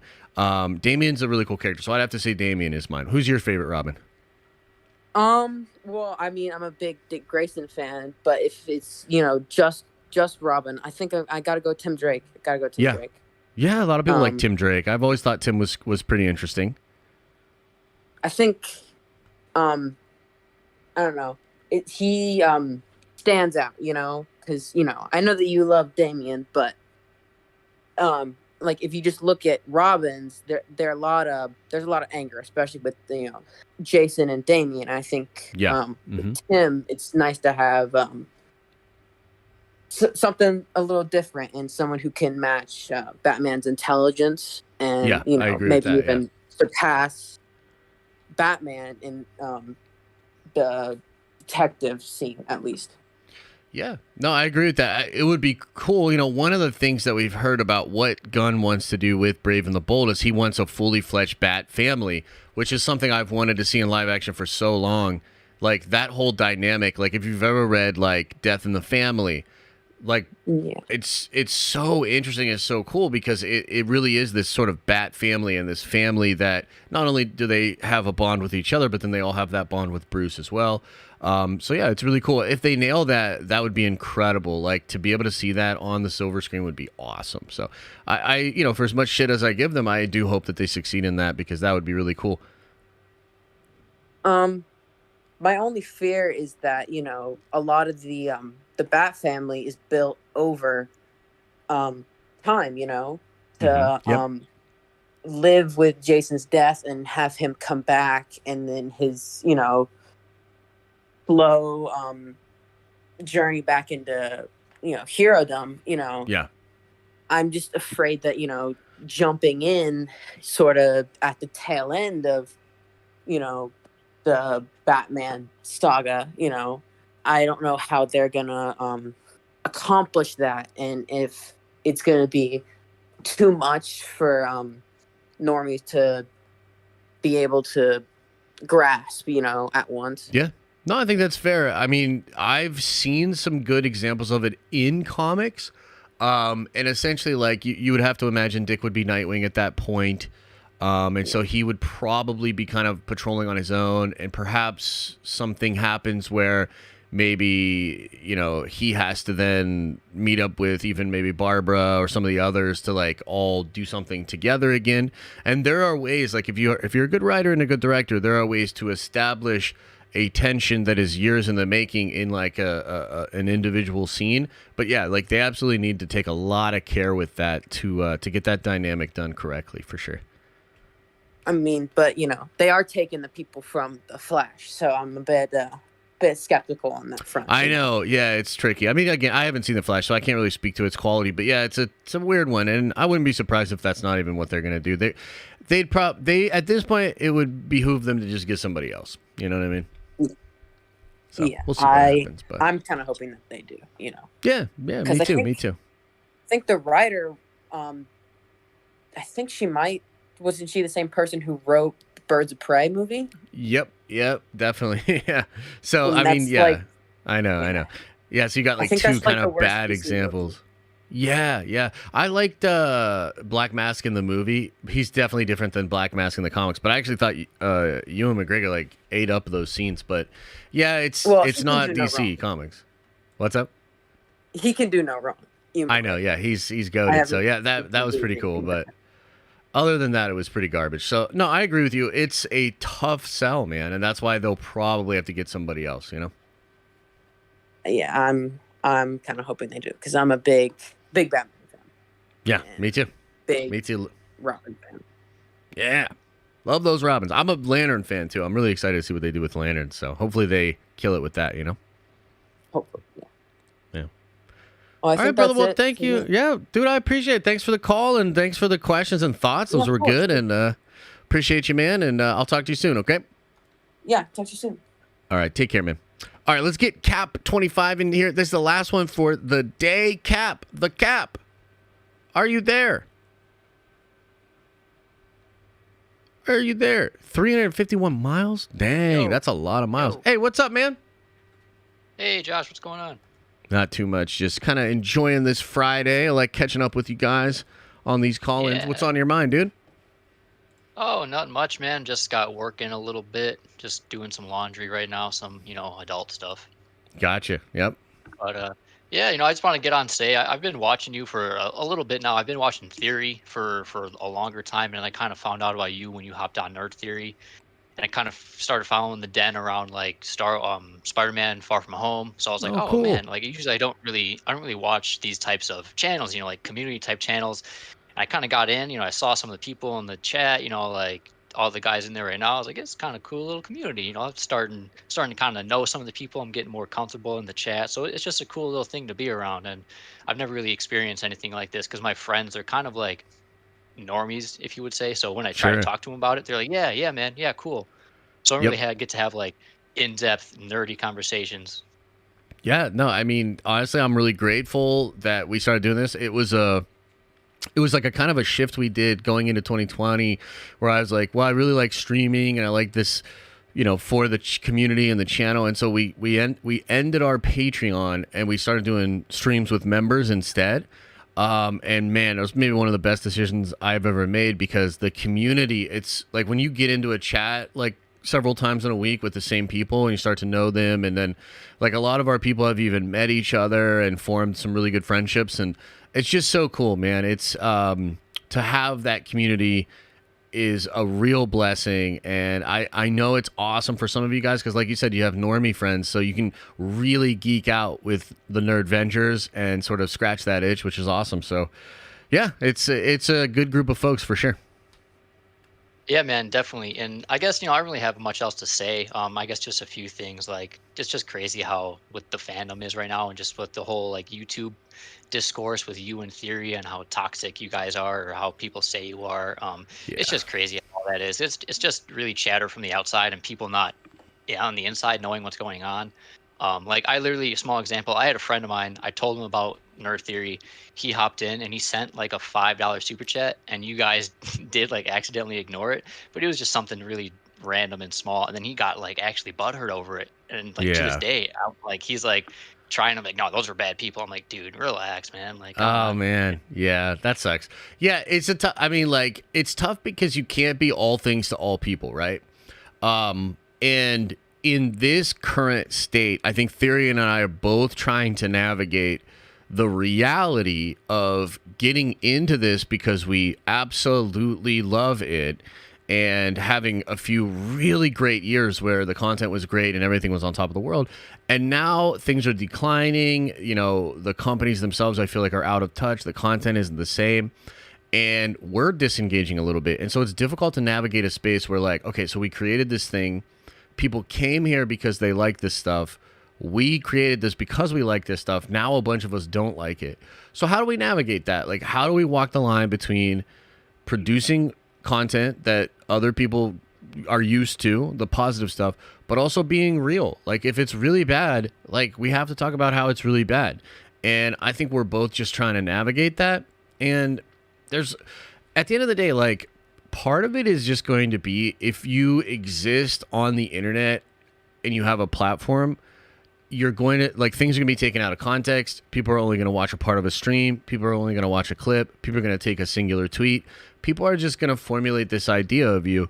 And as much as, like, because I was, like, talking to some of my, like, real life friends about it. I went to, like, a barbecue last Friday, and it's a really, by the way, guys, it's so weird when you're a YouTuber and you go to, like, meet up with a bunch of, like, adults, and everybody's like, well, what do you do? And then you're like, I make videos about Star Wars and Marvel, you know what I mean? Yeah. It's really weird. Yeah. But I was, like, trying to explain it to them, where I was like, oh yeah, no, like, I have, like, a lot of haters. And my buddies was literally like, but you don't, like, let that, like, get to you or whatever. And I'm like, well, usually not, but, like, you gotta understand, man, like, I'm plugged in. I like, kind of live online, especially when I'm working.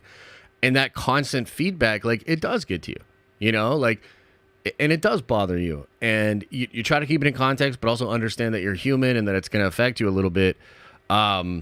Yeah, I guess to put a bow on it, it's just like, it's just a weird time. And we're just trying to navigate it the best we can. Like, we're just people, you know what I mean? Yeah, man. Yeah, it's really just, at the end of the day, you gotta, like, ignore all the haters and just focus on people in this community, and people that are, like, not, I guess, don't try to only focus on people who agree with you, but just kind of shut the haters out and be like, all right, man, you do you. We're gonna hang out here. Yep. It's like, the best thing for me is, like, just trying to keep it in context where you're like, well, maybe some people are going to hate you either way, and some people just are haters. And then also, there's just going to be people that they see, they come across your content in a weird trajectory. Like, you know, I'll go back to the barbecue thing. I was telling my buddy the story about the whole James Gunn situation because, like, he thought it was really fascinating and all that. And one of the things that kind of broke my heart during that was not so much the James Gunn himself, but, like, I was seeing, like, Rob Liefeld sort of comment on the situation. And Rob Liefeld had this take where he's like, I'm sorry, but I can't help but think a person telling James Gunn what he is or isn't doing behind the scenes is just flat wrong. And it sucked because I was like, dude, I like Rob Liefeld. He obviously views me as, like, just this toxic fan person that did this thing or whatever. My perspective on it is like, yo, I didn't tag this dude. He came in on my thread because he got tagged, and I replied back in turn. And maybe I didn't handle it perfectly, but, like, it's not like I went out of my way to be like, hey, James Gunn, you're a liar. Do you know what I mean? Yeah. And it's just one of those things where it's like, dude, I'm never probably going to be able to, like, get my first impression for Rob Liefeld back. Like, I'm never going to be able to be like, to have Rob sort of view me outside of the context of that situation. Sucks. You know what I mean? Like, that's, I like that guy a lot. That sucks. But it also, like, is part of the job. Like, if you want to exist with a platform, that is just something that's going to potentially happen. And it's just try to keep it moving, you know, and not get too down on it. But I think sometimes it does get to you, and sometimes it gets to theory. And again, we're just humans, man, you know? Yeah, man. I think you guys are doing a great job also.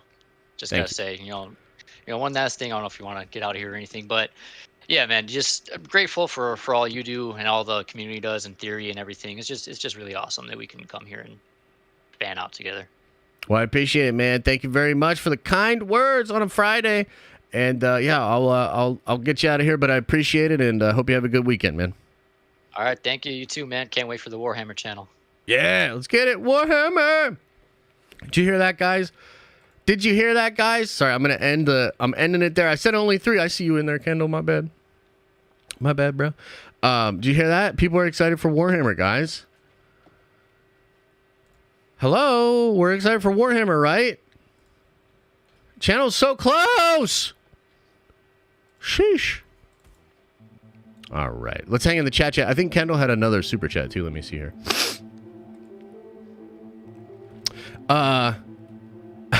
Ryan's. Well, I got a couple here. Secret Invasion. Wait. Hang on. Okay. Kyle says, any Marvel games you used to play? I started Deadpool for PS3. Nerd Avengers for life. Marvel's Capcom games. Also, Ultimate Alliance. Those games are sick. Zeke says, Papa Josh, that shirt is fire. Blinkers for days. Hey, man, I appreciate you. Chillin says, yo, hope you and the Nerd Adventures are well. Secret Invasion is making me think about some comparisons that were made in early reviews. Things need to pick up so I can banish those thoughts. Dude, trust me, I know. I'm right there with you. Ryan says, Nerd Adventures for life. I just sent it in those good vibes. Happy Friday, my nerdos. Let's attract that KK gone vibes. Hashtag she gone. Amen, bro. Jay Westman says, copy and paste, baby. Happy Friday, nerd lads. Hey, I appreciate you, man. Kendall says, why does Nate Moore get so much love? Please no. Bro, I'm like kind of on your side of this, where I'm like a little nervous because apparently Nate Moore is rumored to be taking over the Mutant Saga and doing like a lot of the X-Men stuff. And I'm like, oof, I don't know about that. But who knows? Maybe it was all Victoria. Metalcore Morga, thank you for joining back up with the Nerd Avengers. Renee says, miss you, Nerd Avengers. Leave is over next week, so I'll be back and better than ever. Much love for this badass community. Thanks, man. Really appreciate it. And thanks, Metalcore. Appreciate that. Dalla holla, baby. I thought you liked Nate Moore. I did, and kind of still do, but I also can't shake this feeling that maybe he's fucking everything up. But look, you know, we'll see. We'll see. He's just had some weird comments over the past couple of years, you know? Try not to like... I try not to like totally zero in on these things and be like, dude, this guy said this one thing and it's fucking over. But at the same time, he has said some really weird stuff, man. You know? Really weird.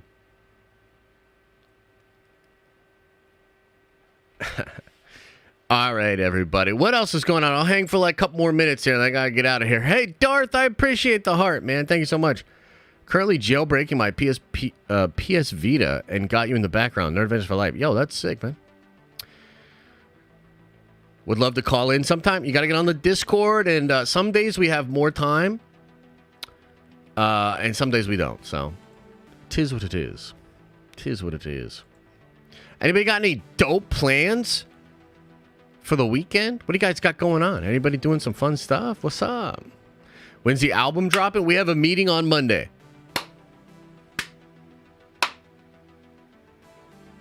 Are you doing the new Loki video today? I was thinking about it.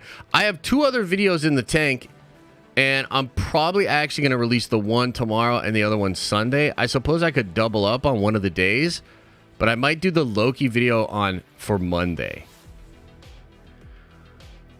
What is the album? Editing and streaming. No days off. Well, you should take a little bit of time off, bro. I know. Bleach tomorrow. Let's go. Hey, how does Secret Invasion not break canon from Winter Soldier? No scrolls know that Hydra had taken over S.H.I.E.L.D. if they were in the spy network. That's true, actually. Yeah, I'm not sure. UFC is going to be really good tomorrow, too. Let's go Warhammer channel. That should drop on Monday as well. Yeah. Yeah. Justin Towns. She gone. There it is. Avoiding my in-laws. Okay, there you go. Try to finish Visions 1. Bleach tomorrow.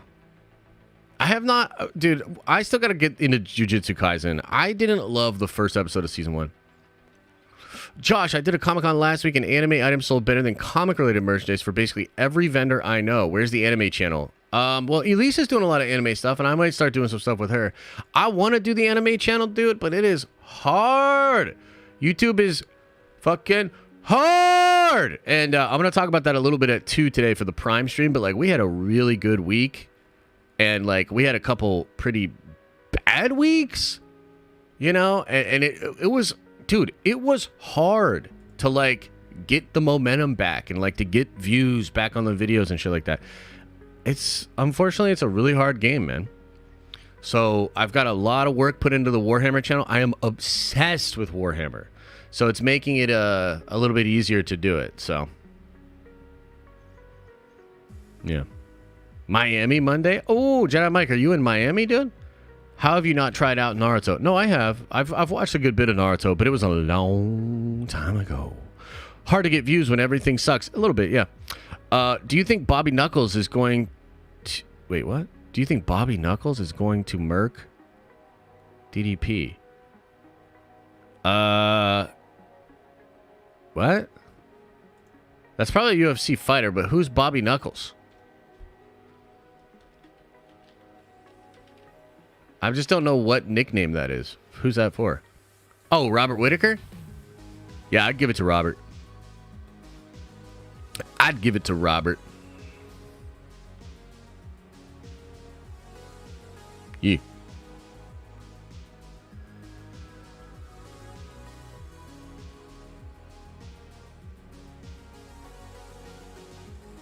Oh, yeah.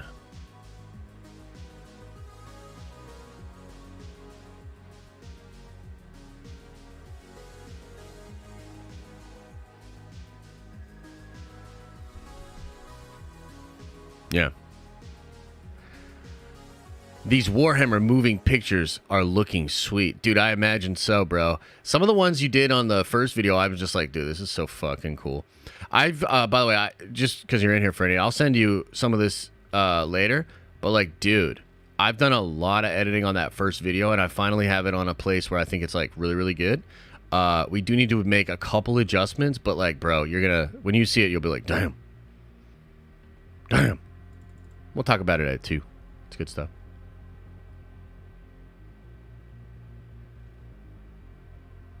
Yeah. Yeah. Nerd Avengers game still going? Yes, I still need to talk to Elijah, who's developing it, and I need to hop in there. I also need to record some lines.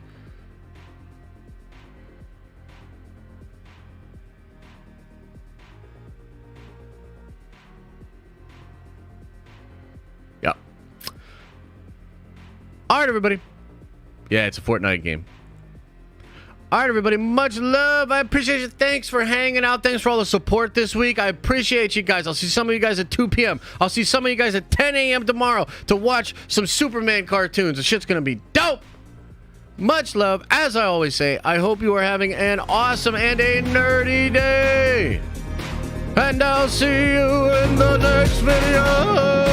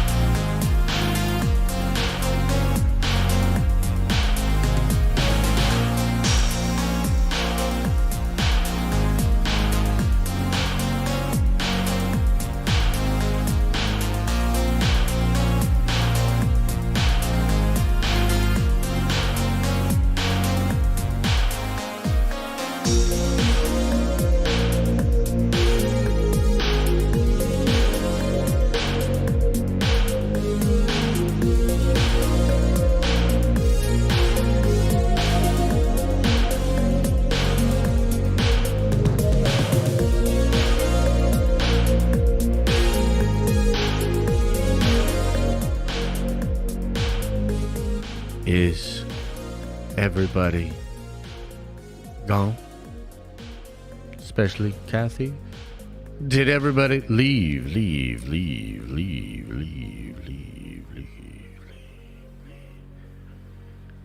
Ah, yeah, man. What a nice Friday stream. Nice and smooth, nice and casual. A lot of nice videos, some good laughs, fun call-ins. Yeah, man, we're making it, you know? We're making it, baby. Appreciate you guys. And I didn't even get too distracted by Warhammer today, you know? This was a big guy, you know?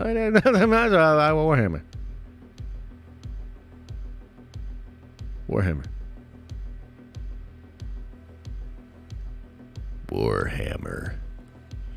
That's right, it's all about Warhammer. But anyway, appreciate you.